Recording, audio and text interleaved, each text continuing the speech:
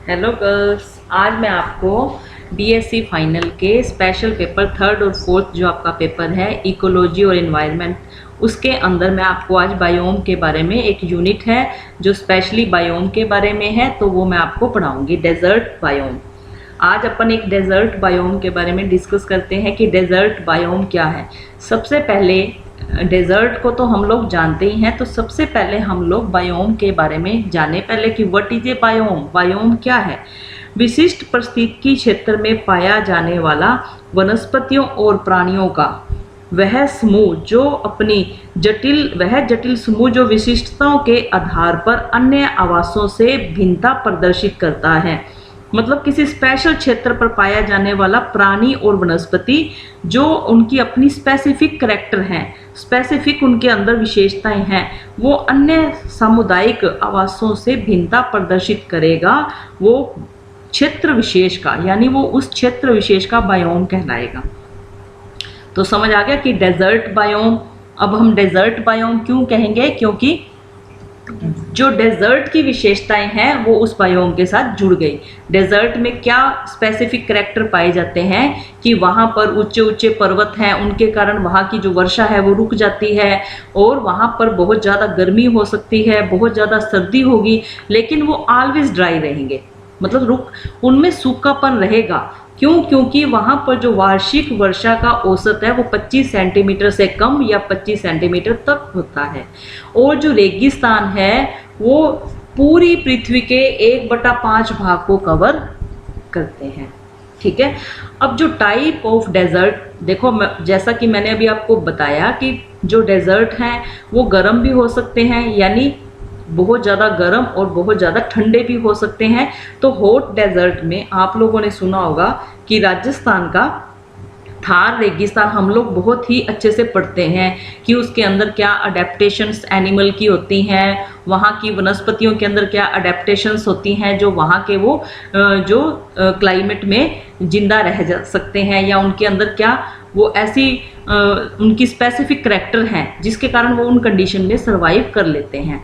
और cold desert, Gobi desert, ये example है। आपसे क्वेश्चन पूछा जा सकता है कि कोल्ड डेजर्ट में कौन से आते हैं और हॉट डेजर्ट में कौन से हम लोग डेजर्ट के बारे में पढ़ते हैं।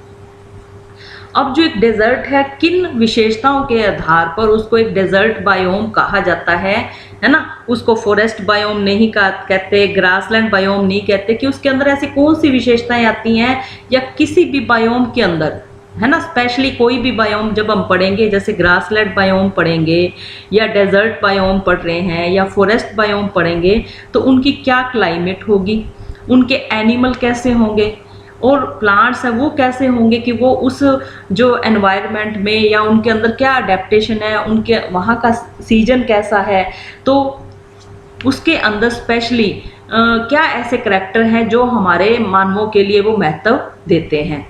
ठीक है। तो एक बायोम जो है वो अपने आप में, या स्पेसिफिक एक बायोम अपने आप में क्या विशेषताएं रखता है जिसको उसके अन्य बायोम से उसको डिफरेंस में किया जाता है। तो ये इतने टफ नहीं है, आप लोगों ने पीछे पढ़े हुए हैं, लेकिन फिर भी अपन एक एक करके, आप थोड़ी सी बुक की हेल्प भी ले लेना, थोड़ा सा अपन इसमें डिस्कस कर लेते हैं, तो आप लोगों को ये बायोम क्लियर हो जाएंगे। अब इसका क्लाइमेट कैसे होता है बायोम का? बहुत ज़्यादा गर्म होगा, हॉटेस्ट बायोम, यानी ये बहुत ज़्यादा यहाँ पर गर्मी, अगर ये हॉट डेजर्ट है तो वहाँ का टेम्परेचर 50 डिग्री होगा दिन में, और रात में 32 डिग्री होगा। और जब वहाँ पर कभी आंधी आती हैं तो वहाँ पर कितने कितने टाइम तक, कई हफ्तों तक, कई महीनों तक बारिश नहीं दिखाई देती, है ना। और 25 सेंटीमीटर जो होती है वो बारिश होती है। तो वार्षिक वर्षा का औसत कम रहने के कारण वहाँ का जनजीवन जो प्रभावित हो जाता है, जो वहाँ के एनिमल, अब वहाँ के एनिमल कैसे होंगे? ये जो एनिमल है स्पेशली वो आपके हो सकता है क्वेश्चन में आ जाएं, क्योंकि अब अपने शॉर्ट भी क्वेश्चन आने लगे हैं। तो एनिमल वहाँ के कैसे होंगे, जो जिसमें हम सांप, उल्लू, है ना, और लिजार्ड, अब ये कैसे होंगे इनके एनिमल, ये भी हम आगे पढ़ेंगे। तो ये कुछ एनिमल्स के आपके सामने स्क्रीन पर नाम दिखाई दे रहे हैं। अब एंडेंजर्स एनिमल, वहां पर जो संकटग्रस्त एनिमल है वो भी आपको आ सकते हैं, तो ये नाम आप नोट कर लीजिए। क्यों संकटग्रस्त क्यों है? क्योंकि वहां पर शिकारियों ने, और जो वहां का रूखापन है या जो डेजर्ट का क्लाइमेट है उसके कारण और शिकारियों के कारण प्राणियों के, जो कुछ प्राणी हैं उनको संकटग्रस्त एनिमल की लिस्ट में लाकर खड़ा कर दिया है। तो black rhino, gravy zebra, king चीता, तो ये एंडेंजर्ड एनिमल है जो डेजर्ट बायोम के एनिमल्स हैं। ठीक है, उसके बाद है प्लांट लाइफ ऑफ डेजर्ट। तो अब यहाँ पर जो अब इसमें करैक्टर जो है इसमें कम दिखाई दे रहे हैं, लेकिन हमें करैक्टर इसके थोड़े से पढ़ने हैं। ये आपको नाम इसमें दिखाई दे रहे हैं, लेकिन आपको इसकी थोड़े से करैक्टर भी देखने होते हैं कि वहाँ पर जो वहाँ की वनस्पति है वो कैसी होती है। ठीक है, अब ये जो वहाँ पर क्या होगा, जो प्लांट है वो सरवाइव करने के लिए उनकी पत्तियां मोटी होंगी, जो पत्तियां हैं वो त्रिकोणीय टाइप की कुछ होंगी, कि वो पानी जो मोटी इसलिए होंगी कि वो पानी को अपने अंदर स्टोरेज कर सके। उनके ऊपर कांटे होंगे कि पानी का जो वाष्पोत्सर्जन है वो कम मात्रा में हो, है ना। तो ये सब उसमें कुछ जो प्लांट्स की जो एडेप्टेशंस हैं, जो प्लांट वहाँ पर कैसे होंगे तो उनके बारे में ये है। तो अब वहाँ पर क्या होगा, वेराइटी ऑफ कैक्टस, जो कैक्टस की वैरायटी होगी, ड्रैगन ट्रीज होंगे, डेजर्ट स्पून होंगे। ये क्या है, जो प्लांट है इनकी जब हम इसको अपन देखते हैं तो इनकी शेप ही ऐसी बनी हुई है कि वो अपने आराम से वहां पर डेजर्ट बायोम में सरवाइव कर सकते हैं।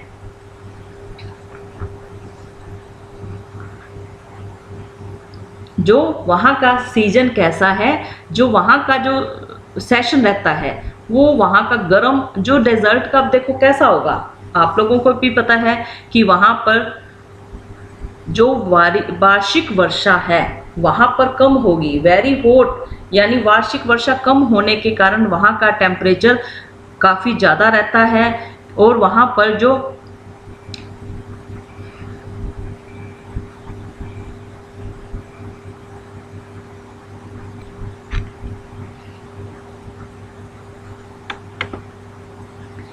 अडेप्टेशंस हैं, जैसा कि मैं अभी बात कर रही थी कि इसमें क्या होंगे, many of animal in the desert have become nocturnal.